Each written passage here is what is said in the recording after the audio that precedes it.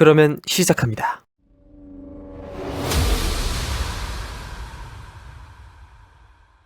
국왕 루이 16세의 즉위와 함께 명실상부 프랑스의 왕비가 된 마리는 오랜 적국의 사람인 그녀를 향한 오해와 편견 속 사랑스러운 자녀들을 낳으며 잠시 삶의 안정을 찾는 듯 했으나 곧바로 그녀의 숨통을 조여올 사상 최악의 사태를 맞이하게 되는데요. 과연 어떤 거센 시련들이 그녀를 기다리고 있는 걸까요? 마리 앙투아네트에 대해 오래도록 제기되는 끝내 그녀를 비극적 죽음으로 몰고 간 요인으로 꼽히는 오해와 편견 중 하나가 그녀가 유독 사치스러웠다는 것이며, 민중이 굶주린다는 얘기를 듣고는 빵이 없으면 케이크를 먹으면 되지라는 망언을 했다는 것이 그 예시로서 들어지곤 하는데요. 그러나 이미 잘 알려진 바와 같이 마리는 결코 그런 말을 한 적이 없었습니다. 이 말은 본래 홉스 로크와 더불어 사회계약론으로 잘 알려진 당대 프랑스의 위대한 철학자 장자크 루소의 고백록에 등장하는 말로서 책이 쓰여질 당시 마리는 고작 12살의 평범한 오스트리아의 공주에 불과했는데요. 실제 이러한 비슷한 말을 한 주인공은 스페인 합스부르크 왕가의 공주 출신으로서 유명한 벨라스케스의 시녀들의 주인공인 마르가리타 공주의 언니이자 전전왕 루이 14세의 왕비이며 마리 앙투아네트에게는 시고조 할머니가 되는 마리 테레즈 왕비였으니, 오스트리아 출신의 안 입고 온 마리를 폄하하려는 세력들이 이것을 그녀의 말인 양 악의적으로 더 씌워 퍼뜨리면서 훗날 대혁명 때도 악용된 것이었습니다. 한편 이런 망언을 한 인물은 먼 동양에서도 실제로 존재했으니 그 주인공은 바로 이때로부터 약 1500년 전을 살아간 고대 중국의 진해제 사마충으로서 긴 삼국시대를 끝내고 그 유명한 삼국지의 끝을 장식한 진무제 사마염의 증손자로서 그의 뒤를 이어 서진의 제2대 황제가 된 그는 흉년으로 백성들이 굶주리고 있다는 말을 듣고는 곡식이 없다면 어찌하여 고기죽을 먹지 않는 것이냐라는 희대의 명언을 남겼는데요. 이것은 후대 당나라 때 쓰여진 진서와 북송의 사마강이 쓴 자치통감에 엄연히 기록된 내용이니, 어쩌면 루소가 아닌 중국에서 나온 이 황당한 실화가 대륙을 횡단해 유럽으로 전해지면서 마리 앙투아네트의 말로써 변모했는지도 모르는 일이었습니다. 마리가 유독 사치스러웠다는 것에도 역시 다소 오해가 있으니, 당시 프랑스 왕족 및 귀족 사교계의 현실을 살펴보면 만약 파티나 공연을 즐기지 않을 경우 해당 인물은 파티에 참석조차 못할 정도의 몰락 귀족이거나 교양 없고 무식한 것으로 취급받았던 만큼 마리 역시 명실공히 프랑스의 왕비답게 유흥을 즐겼던 것은 사실이나 그녀가 특별히 더 방탕했다고 보기는 어려우며, 심지어 아이를 낳고 세월이 흐르면서 마리는 그러한 최소한의 유흥마저 그만두었는데요.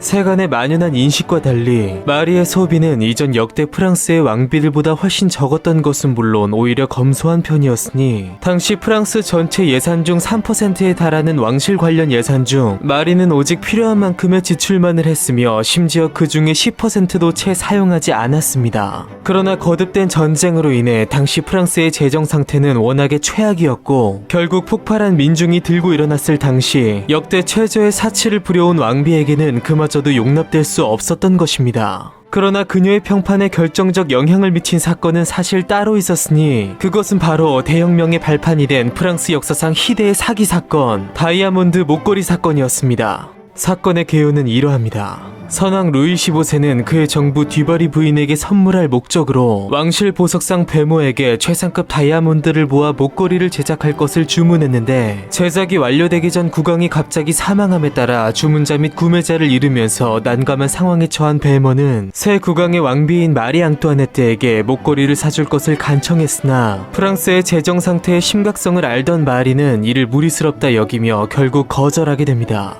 그러나 이후 시간이 흘러 베모가 처한 곤란한 상황을 알고 이를 이용할 것을 결심한 희대의 사기꾼 라모트 백작 부인은 왕비와의 개인적인 악연으로 인해 출세를 위해 그녀의 신임이 필요했던 루이드 로왕에게 접근한 뒤 마리의 필적을 위조하여 그녀와의 친분을 사칭하는 한편, 왕비의 환심을 사려는 로왕의 목적을 이용하여 끝내 그로 하여금 해당 목걸이를 구매하게 했으며, 중간 전달자를 핑계로 이것을 편취한 뒤 그만 잠적해버린 것인데요. 그렇게 이후 몇 달이 지나도록 자신의 정성에 대한 왕비의 응답을 듣지 못한 추기경은 결국 마리를 직접 찾아갔고, 당연 금시초문이었던 마리는 대노하며 이 사건에 대한 진상조사를 명령하게 됩니다. 지금 우리 왕국은 다이아몬드보다 군함 한 척이 더 필요합니다. 다이아몬드를 사주겠다는 국왕의 물음에 실제로는 이와 같이 답했을 정도로 대국의 왕비로서의 풍모를 지녔던 마리는 나아가 프랑스의 왕비로선 이례적으로 빈민구제에 관심을 가졌고 왕실에서 유일하게 소작인의 밭 쪽으로 마차를 몰면서 밭을 망치지 않게 배려한 사람이었는데요. 한 번은 비싼 선물을 갖고 싶어하는 맏딸 마리테레즈에게 궁전 밖에 많은 가난하고 굶주린 이들이 있으니 따뜻한 잠자리와 음식이 있는 것만으로 감사할 줄 알아야 한다라고 한 일화가 지금까지 전해지고 있으니 이처럼 지극히 비정치적이고 오히려 자선적인 소박한 삶을 살았던 마리였기에 그녀를 만약 현대적 관점으로 본다면 도리어 이상적인 입헌군주의 전형이었다고까지 평가할 수 있었습니다.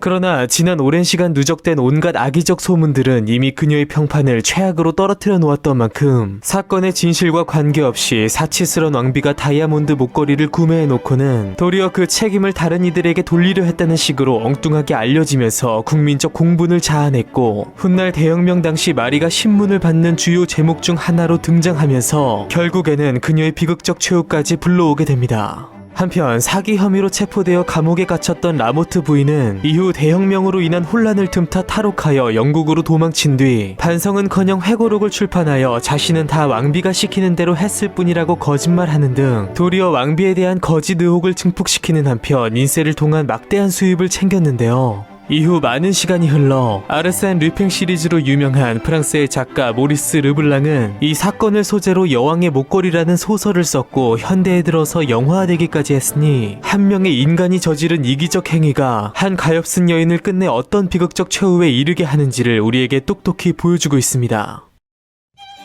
한편 엎친 데 덮친 격으로 마리에게 슬픔은 이후로도 연이어 찾아왔으니 5년 전 고국 오스트리아에서 그녀의 어머니 마리아 테레지아가 사망했다는 소식을 듣고 슬픔에 빠진 그녀에게 목걸이 사건 이후 2년 뒤 막내딸 소피가 생후 11개월 만에 결핵으로 사망하면서 그녀를 충격에 빠뜨렸고 이후 다시 2년 뒤인 1789년 6월 왕세자 루이 조제프마저 불과 7세의 나이로 요절했으니 연이어 2명의 자녀를 잃은 마리는 극도의 슬픔에 잠기게 되는데요. 그러나 이것 또한 어쩌면 불과 한 달 뒤 그녀에게 닥쳐올 더욱 거센 운명의 소용돌이를 예고한 한낱 서막에 불과한 것인지도 몰랐으니 그녀의 인생은 물론 프랑스와 유럽을 넘어 전 세계의 역사를 뒤흔들어 놓을 이 대사건은 과연 어떤 것일까요? 근대 태동기 속 찬란하고도 비참한 삶을 살아간 전제 프랑스 최후의 왕비의 이야기 다음 시간에 계속됩니다.